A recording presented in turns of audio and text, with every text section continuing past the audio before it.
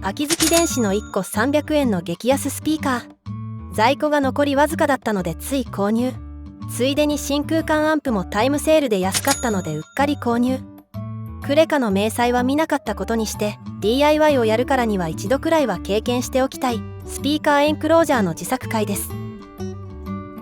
初心者なのでまずは基本からということでノースフラットジャパン金製のキットを購入。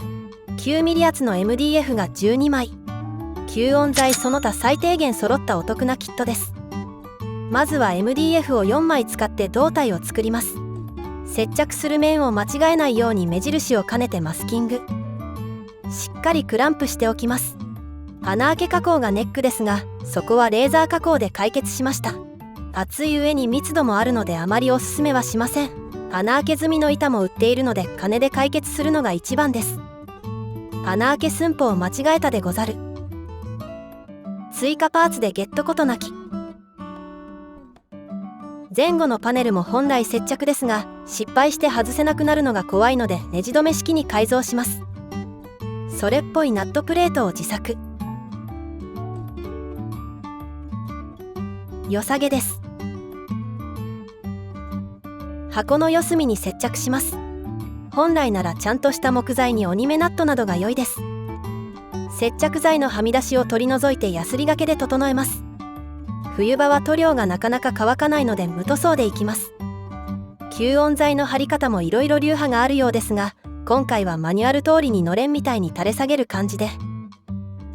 ターミナルは付属品ではなく別に買ってきたものを使います。あとはひたすらパーツを組み付けていくだけですね。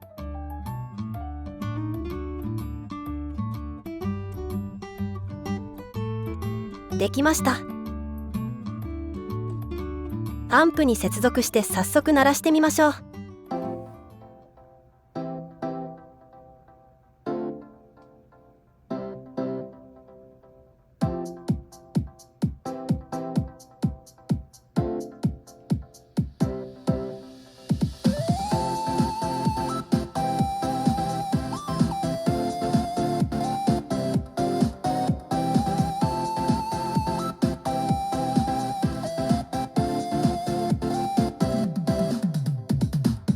自分で作ると何でもよく感じるので定量的な評価ができませんね。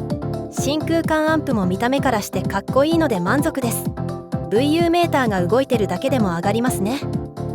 スピーカーを箱に収めただけで全然大したことはしてないんですが、底知れぬ深淵を覗いた気分になれるのでおすすめです。皆さんもぜひ試してみてくださいね。人々がオーディオ沼にはまる理由が分かった気がするかも。